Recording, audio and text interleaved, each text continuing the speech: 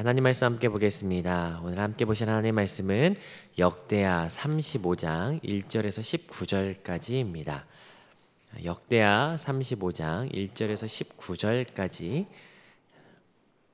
다 찾으신 줄 알고 한 목소리로 함께 합독하도록 하겠습니다. 함께 읽습니다. 시작. 요시야가 예루살렘에서 여호와께 유월절을 지켜 첫째 달 14째 날에 유월절 어린 양을 잡으니라. 왕이 제사장들에게 그들의 직분을 맡기고 격려하여 여호와의 전에서 직무를 수행하게 하고 또 여호와 앞에 구별되어서 온 이스라엘을 가르치는 레위 사람에게 이르되 거룩한 궤를 이스라엘 왕 다윗의 아들 솔로몬이 건축한 전 가운데 두고 다시는 너희 어깨에 매지 말고 마땅히 너희의 하나님 여호와와 그의 백성 이스라엘을 섬길 것이라.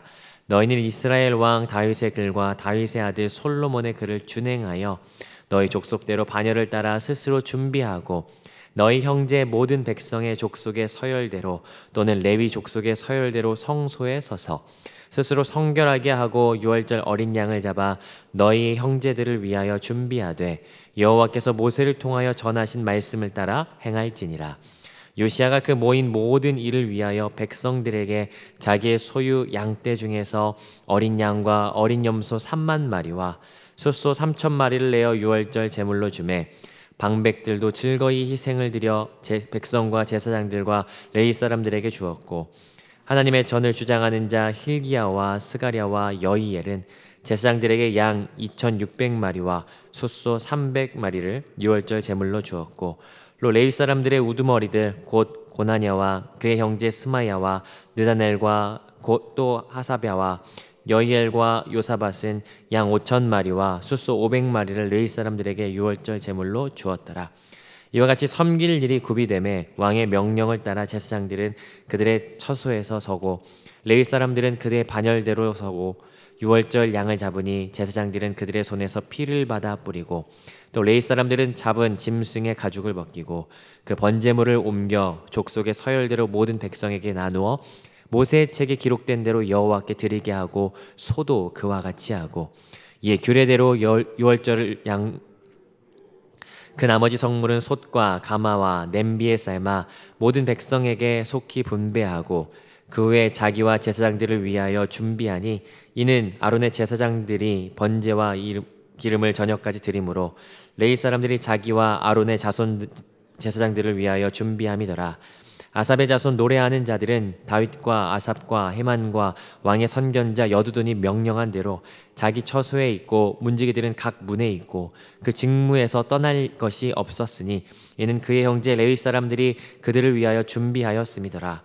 이와 같이 당일에 여호와를 섬기는 일이 준비되매 요시야 왕의 명령대로 유월절을 지키며 번제를 여호와의 제단에 드렸으며 그때 모인 이스라엘 자손이 유월절을 지키고 이어서 무교절을 7일 동안 지켰으니 선지자 사무엘 이후로 이스라엘 가운데서 유월절을 이같이 지키지 못하였고 이스라엘 모든 왕들도 요시야가 제사장들과 레위 사람들과 모인 온 유다와 이스라엘 무리와 예루살렘 주민과 함께 지킨 것처럼은 유월절을 지키지 못하였더라. 요시야가 왕위에 있은 지 18째 해에 이 유월절을 지켰더라. 아멘. 함께 말씀을 살펴보도록 하겠습니다. 남유다의 16번째 왕 요시야는 히스기야와 함께 남유다를 대표하는 두 명의 왕 중에 한 명이죠. 그가 성전을 정결하게 하면서 발견했던 그 율법책은 그들이 하나님 앞으로 다시 돌아갈 수 있게 되는 계기가 되었었습니다. 아마 이 말씀은 어제 묵상을 했을 뿐더러 그 전에도 이미 우리가 잘 알고 있는 내용이지 않았을까 생각이 듭니다. 자, 오늘은 그 이후에 일어난 한 가지 사건인데요. 특별히 어떤 사건인지 우리가 손쉽게 찾아볼 수 있는 것 맨 처음과 맨 뒤를 살펴보면 어떤 내용인지 알 수가 있습니다. 1절과 19절을 우리 연속해서 같이 한번 읽어보도록 하겠습니다. 1절 먼저 읽어보겠습니다. 시작. 요시야가 예루살렘에서 여호와께 유월절을 지켜 첫째 달 14째 날에 유월절 어린 양을 잡으니라. 19절도 있습니다. 19절 함께 읽습니다. 시작. 요시야가 왕위에 있은 지 18째 해에 유월절을 지켰더라. 자, 오늘은 어떤 내용입니까? 예, 맞습니다. 오늘은 유월절을 지키는 내용입니다. 지난주에도 히스기야가 개혁을 일으키고 나서 유월절을 지켰기 때문에 그 내용을 통해서도 우리가 이미 감격스러웠던 바가 우리 가슴 속에 남아 있을 겁니다. 그런데 오늘 이 요시야의 유월절은 좀 더 특별한 것을 우리가 보게 됩니다. 왜냐하면 이 마지막 절인 19절과 연결되어 있는 18절만 본다 하더라도 굉장히 독특한 표현들이 들어가 있는 것을 보게 됩니다. 18절 제가 읽는데 눈을 한번 따라 보시죠. 제가 읽습니다.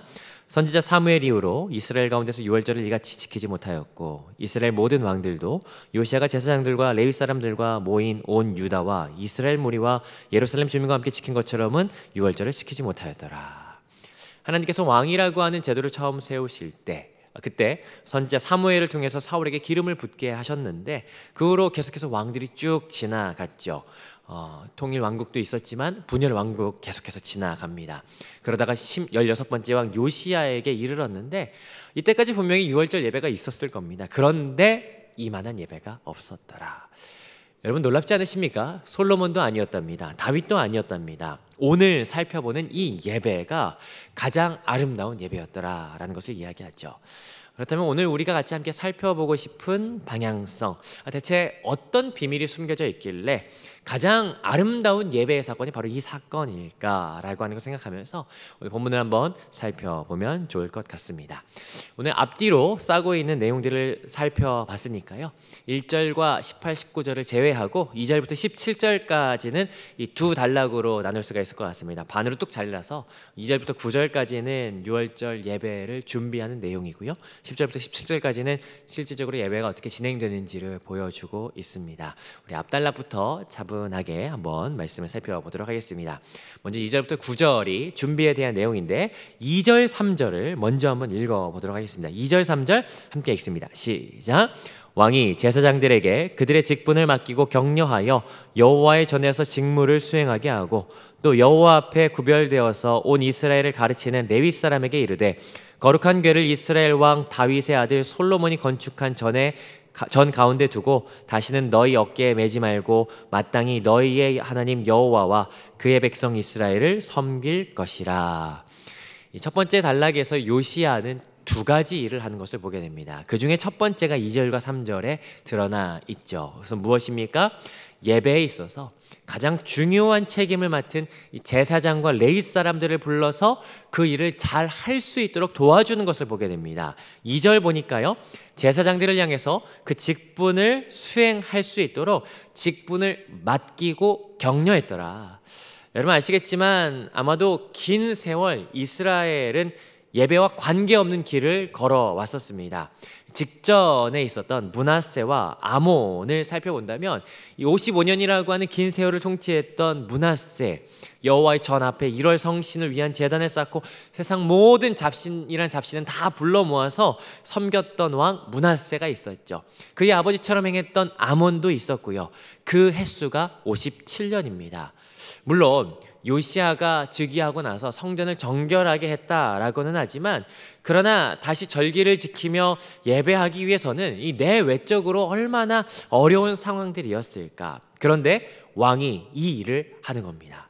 제사장들을 불러서 직분을 맡기었더라. 어떤 일들을 맡겼다라고 하는 겁니다.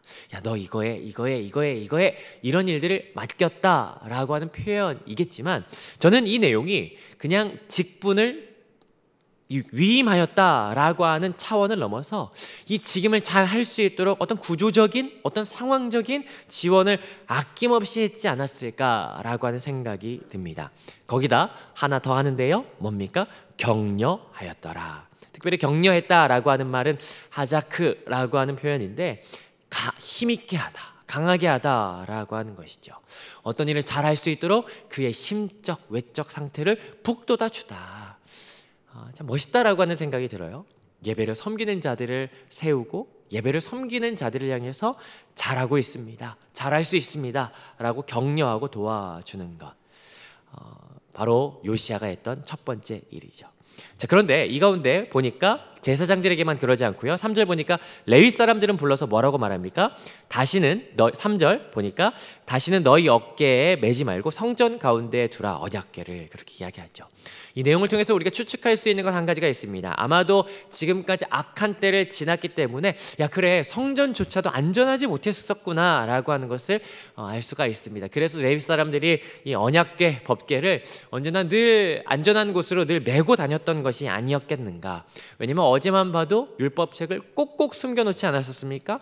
언약궤도 보호하기 위해서 계속해서 움직이고 다녔던 것 같다. 그렇기 때문에 요시야가 하는 말, 이제는 어깨로 메고 다니지 말고 이제 여호와의 전 가운데 둬라 라고 지시하는 것 보게 되죠. 그리고 그들도 격려하면서 권면하면서 뭐라고 합니까? 3절 후반부에 너희의 하나님 여호와와 그의 백성 이스라엘을 섬겨라. 하나님을 섬기고 백성들을 섬기며 너희들의 직무에 최선을 다해주라, 너희의 자리를 잘 지켜주라 라고 이렇게 이야기하는 것 보게 됩니다. 그리고 나서 4절 5절 보면요, 4절 다윗의 글과 그리고 다윗의 아들의 글 솔로몬의 글을 준행해서 너희가 기준을 가지고 질서 있게 반열을 따라서 5절 성소에서 섬기는데, 자 6절은 같이 한번 읽어보겠습니다. 6절 함께 읽습니다. 시작. 스스로 성결하게 하고 유월절 어린 양을 잡아 너희 형제들을 위하여 준비하되 여호와께서 모세를 통하여 전하신 말씀을 따라 행할지니라. 성결하게 하는 것은 기본이거니와 본래 집안의 가장들이 유월절 어린 양을 잡았습니다. 그런데 성전에서 봉직하는 자들은 특별히 이것을 수행하기 어려우니까 레위 사람들 너희들이 그 양을 잡아라. 그런데 기준이 있습니다. 뭐를 따라서? 말씀을 따라서 레위인들아 너희가 형제들을 위하여 직무를 대신해 줘라 라고 하는 건 이 레위인이 자리에서 해야 될 직무였죠. 그리고 나서 지금까지 요시야가 제사장과 레위 사람들 불러서 직분을 맡기고 격려했다면 이제 두 번째 하는 것이 있습니다. 두 번째 하는 건 뭐냐면요, 7절 같이 한번 읽어봅니다. 시작. 요시야가 그 모인 모든 이들을 위하여 백성들에게 자기의 소유 양떼 중에서 어린 양과 어린 염소 3만 마리와 숫소 3천 마리를 내어 유월절 제물로 주매. 두 번째로 하는 건 뭔가 했더니 자기의 소유를 떼어서 어린 양과 염소 3만 마리 숫소 3천 마리를 내어서 유월절 제물로 쓸 수 있도록 주었더라 라고 하는 것이죠. 여러분 사실 자기의 소유를 이렇게 내어주는 것 쉽지 않습니다. 그럼에도 이 요시야가 자기의 소유를 내어주는 것, 모든 사람이 예배 가운데 참여할 수 있도록, 예배 가운데 기쁨을 누릴 수 있도록 제물을 내어주었다. 이 부분을 잠시 이렇게 묵상하게 됩니다. 나의 것을 내어주면서 함께 기쁨에 참여할 수 있도록 참여하게 하는 것, 어쩌면 이것은 하나님 아버지의 마음이 아닌가 하는 생각이 들어요. 여러분 혹시 기억하실지 모르겠습니다. 요한복음 21장에 보니까 밤새도록 수고해도 한 마리의 물고기도 잡지 못하는 그 베드로에게 예수님께서 찾아오셔서 하시는 말씀, 배 오른편에 그물을 던져라. 그러자 어떤 일이 벌어집니까? 창조주 하나님의 것이었고 당신의 주권 아래에 있었던 창조물, 이 물고기가 베드로에게 수없이 잡히게 되는 것이에요. 베드로가 잡게 하시는 것이죠. 그것으로 같이 베드로와 함께 조반을 먹으면서 식사하시는 예수님의 성품, 자신의 것을 내어주어서 함께 잔치에 참여하게 하는, 요시야는 어쩌면 하나님의 마음으로 백성들에게 함께 즐거움에 참여하기를 초청하는 것을 보게 됩니다. 그런데 이 일이 참 놀라운 효과를 가져옵니다. 저는 그게 나비 효과라고 생각을 드는데, 왕이 시작했던 이 섬김이 그냥 왕에게서 끝난 것이 아니라 8절에 보니까요, 방백들도, 8절 중간에 보니까 하나님의 전을 전담하였던 성전 제사장 힐기야, 스가랴, 여히엘이, 9절 앞에 보니까요, 레위 사람들이 줄줄이 요시야처럼 자기의 목장을 열어서 양떼와 숫소를 나누면서 그 어떤 사람도 이 예배의 기쁨 가운데서 제외되지 않도록 유월절 제물 같이 함께 나누는 걸 보게 됩니다. 그런 생각이 들죠. 야, 요시야가 정말 멋있다. 예배를 세우기 위해서 맡은 자들을 세우고 회중들에게 그 기쁨이 무엇인지를 같이 함께 알게 하도록 자기의 것을 나누는 거 얼마나 멋있는가. 이렇게 예배의 준비에 최선을 다하는 요시야의 모습을 보게 됩니다. 자, 그런데요, 이렇게 준비가 마쳐지자 두 번째 단락은 예배가 어떻게 드려지는지, 이제 예배가 이루어지는 장면 10절부터 17절에 보여지기 시작합니다. 10절 제사장 레위 사람들이요 반열대로 섰습니다. 여기 반열대로 섰다라고 하는 것은 오늘 본문을 4절 참고할 때 다윗의 글과 다윗의 아들 솔로몬의 글 기준에 의해서 섰다라고 하는 것을 우리가 알게 됩니다. 11절에 보니까 유월절 양을 잡습니다. 12절에는요 백성에게 나누고 하나님께 드리는데 12절 중간 보십시오. 어떤 기준으로 합니까? 모세의 책에 기록된 대로. 그리고 13절에도요 레위 사람이 양을 굽고 분배하고 14절에서 자기와 제사장들을 위해서 준비하고 15절은 노래하는 자들 문지기를 위해서도 준비하는데 뭐에 따라서 합니까? 규례에 따라서. 이걸 17절 유월절과 이어서 7일 동안 무교절까지 드렸더라. 이것이 오늘 본문의 내용이죠. 그렇다면 오늘 말씀을 정리를 해본다면요 한마디로 오늘 본문을 표현한다면 요시야가 유월절을 지켰다라고 표현할 수 있겠는데 이 내용 크게 어렵지 않은 내용으로 구분되어집니다.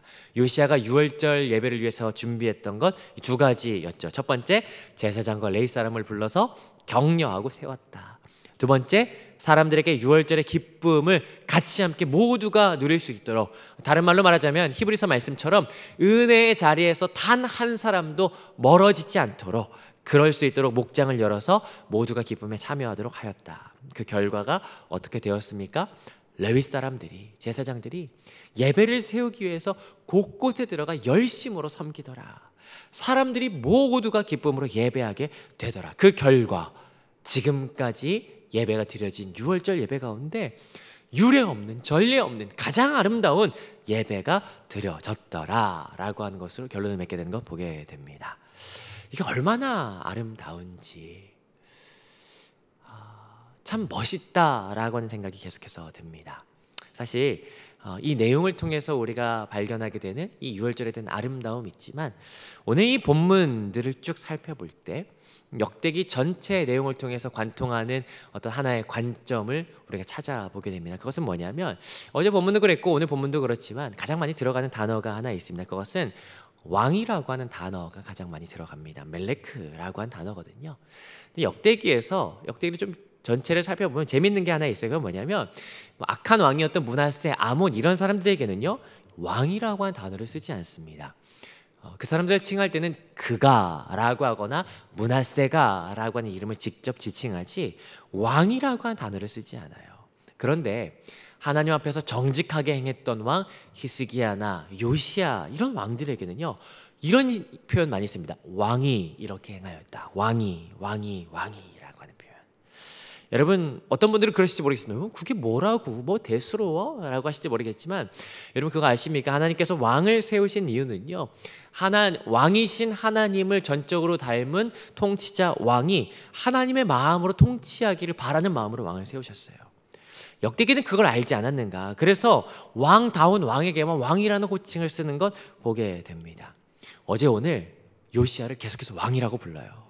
그렇다면 요시야가 오늘 예배를 세우고 예배를 어떻게 예배의 기쁨을 같이 함께 누릴 수 있도록 계속해서 행하는 이 모습은 왕다운 왕이라는 것이 되겠죠. 아니요, 다르게 말하자면 하나님의 마음에 합당한 왕이신 하나님께서 원하시는 하나님의 통치의 길을 가고 있다라고 하는 것을 오늘 보게 됩니다. 그렇다면 오늘 본문에 드러나는 하나님은 누구십니까?